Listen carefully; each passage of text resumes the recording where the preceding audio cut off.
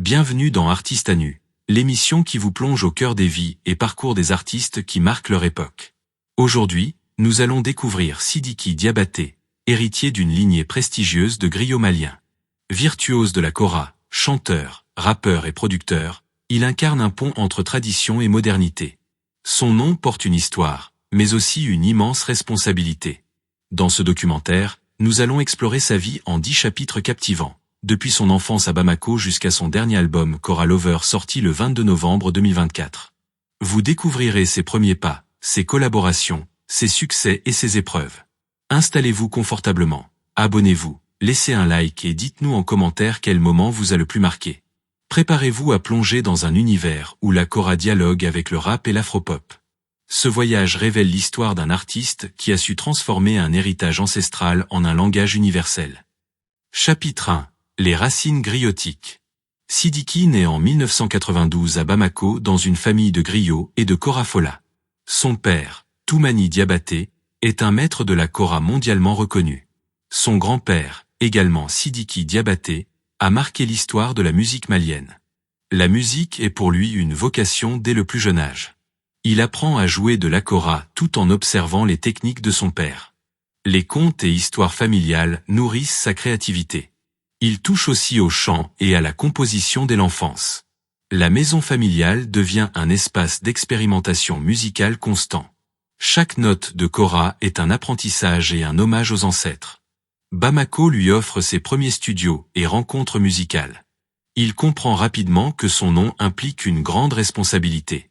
L'héritage familial devient le moteur de sa future carrière. Très jeune, il décide de fusionner tradition et modernité. Sa discipline et son talent font de lui un prodige en devenir. Et il se prépare à écrire sa propre légende musicale. Chapitre 2. L'ombre des géants. Grandir aux côtés de Toumani Diabaté est à la fois un privilège et un défi. Sidiki observe les concerts, répétitions et masterclass de son père. Il comprend le poids de l'héritage familial et la rigueur nécessaire. Chaque note jouée devient une leçon d'histoire et de technique. Il apprend à dialoguer avec d'autres musiciens, à écouter et à improviser. Les répétitions lui permettent d'intégrer les nuances et la subtilité de la kora. Il développe un style personnel tout en respectant les traditions. Les premiers concerts familiaux renforcent son aisance sur scène. Il comprend que tradition et innovation peuvent coexister. L'exposition médiatique lui montre aussi les exigences de la carrière musicale. Il commence à composer ses premières mélodies originales. Ses mentors sont sa famille et les grands maîtres maliens. L'expérience forge sa personnalité et sa confiance. L'ombre des géants devient une source d'inspiration. Sidiki se prépare à s'affirmer comme artiste à part entière. Chapitre 3. Un jeune prodige en quête d'identité. À l'adolescence, Sidiki explore le rap, le hip-hop et la musique urbaine. Il mélange kora traditionnel et beats modernes dans ses compositions. Ses premiers essais séduisent son entourage et des jeunes artistes locaux. Il expérimente le chant, le rap et la production en studio.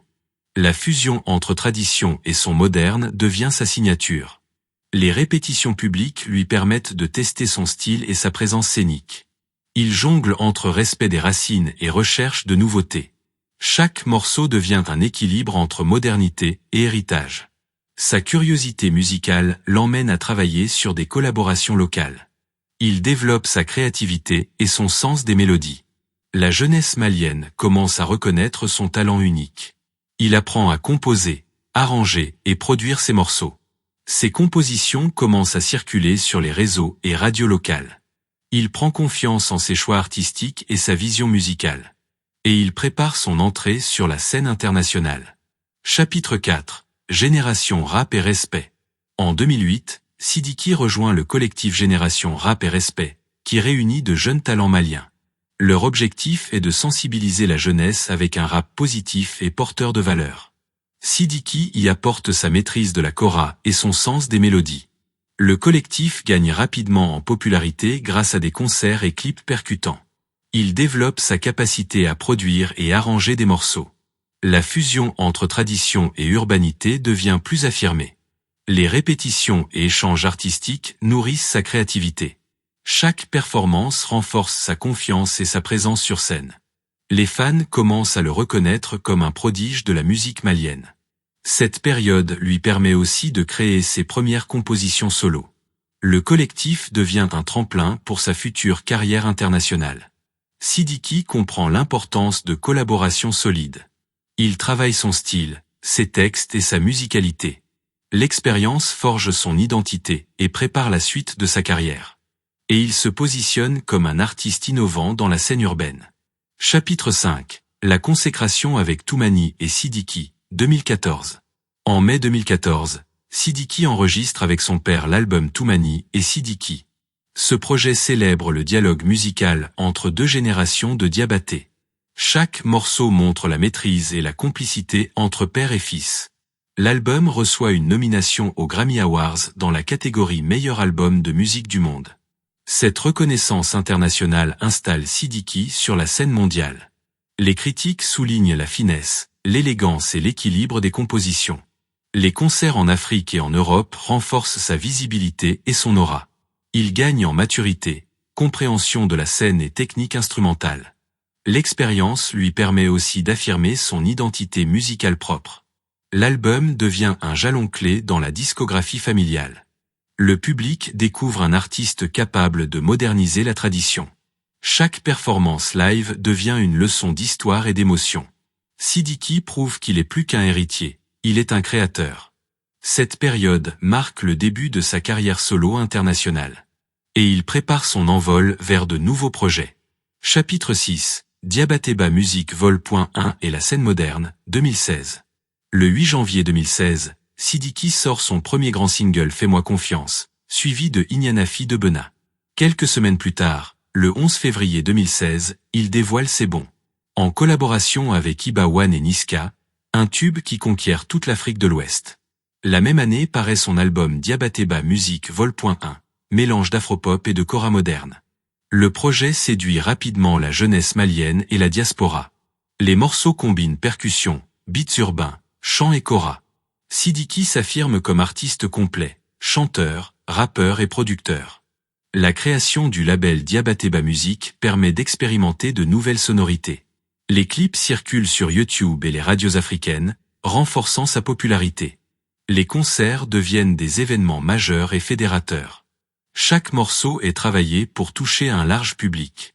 La kora reste au cœur de sa musique, fusionnée avec des rythmes modernes. L'album prépare le terrain pour ses futures collaborations internationales. Sidiki montre que tradition et modernité peuvent coexister avec succès. Les fans l'acclament pour son innovation et sa créativité. La période marque l'essor de sa carrière solo. Et il devient un acteur incontournable de la musique africaine moderne. Chapitre 7. La fraternité musicale avec Iba One.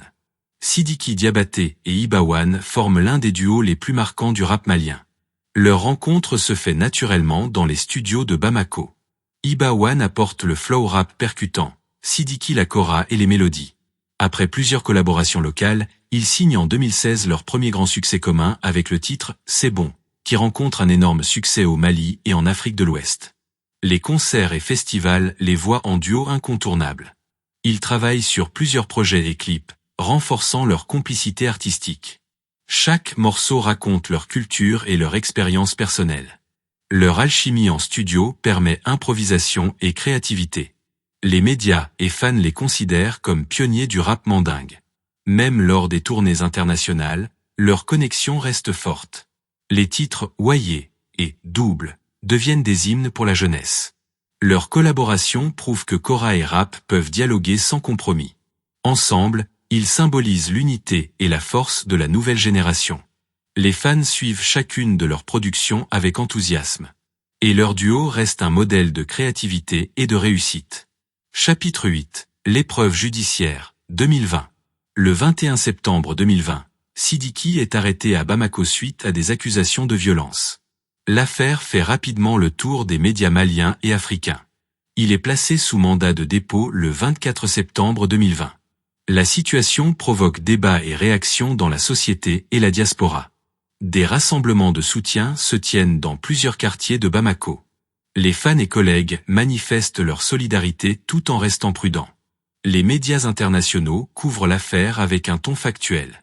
Le 29 décembre 2020, Sidiki est libéré de détention. La justice malienne conclut les procédures en conformité avec les lois locales. L'incident marque sa carrière et le rend plus prudent dans sa communication. Les réseaux sociaux amplifient l'impact de l'affaire sur sa réputation. Malgré cette épreuve, il reprend progressivement ses activités musicales. La musique devient alors un espace d'expression et de résilience. Sidiki affirme vouloir se concentrer sur l'art et l'héritage familial. L'épisode renforce sa détermination à continuer à créer et innover. Chapitre 9. Le deuil et l'héritage de Toumani, 2024.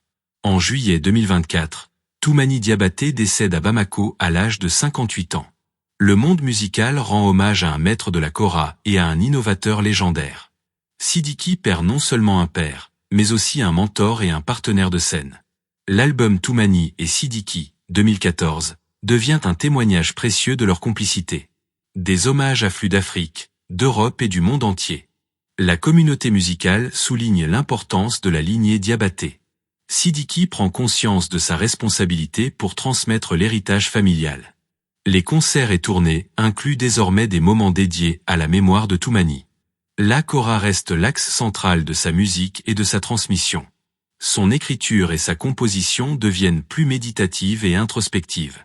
Les fans redécouvrent sa discographie à la lumière de cette perte. L'album Kora Lover, sorti le 22 novembre 2024, apparaît comme un hommage subtil à son père. Sidiki souhaite préserver la tradition tout en innovant pour les nouvelles générations. Le deuil devient un moteur pour sa créativité et sa maturité. Il confirme sa volonté de poursuivre l'œuvre familiale avec audace et respect. Chapitre 10. Style, influence et présent. La signature de Sidiki Diabaté combine kora lead, mélodie pop et productions afro-urbaines. Chaque refrain est pensé pour séduire et faire danser. Sa discographie mêle collaborations rap, afropop et compositions traditionnelles. Le label Diabatéba Music ancre la création à Bamako et ouvre aux jeunes talents. Les ponts entre Mali, France, Côte d'Ivoire et diaspora renforcent son influence. Ces collaborations restent un moteur constant d'innovation musicale. Sur scène, la kora devient un instrument central de la pop moderne. La narration scénique s'est affinée au fil des années et des tournées. Les références mandingues structurent son style et ses thèmes musicaux. Son catalogue 2014 à 2025 montre une progression artistique constante. Les passerelles rap français renforcent sa notoriété internationale. La kora n'est jamais folklorique, elle est une voix principale de sa musique. Le prochain défi, étendre encore plus l'influence de la kora dans l'afropop. Les jeunes artistes le citent comme modèle et inspiration. Sidiki continue de créer avec exigence, audace et respect de son héritage. Merci d'avoir suivi cet épisode de Artistes à nu consacré à Sidiki Diabaté. Nous avons parcouru son enfance, ses premiers pas musicaux, ses collaborations, ses succès, ses épreuves et son héritage familial. Vous avez découvert comment il a su transformer la tradition de la kora en un langage moderne et universel. N'oubliez pas de liker, commenter et vous abonner pour soutenir la chaîne. Dites-nous en commentaire quel moment de sa carrière vous a le plus marqué. Continuez à explorer la richesse des artistes africains et à partager leur musique. Chaque histoire est unique et mérite d'être racontée. Merci de votre fidélité et à très bientôt pour un nouvel épisode.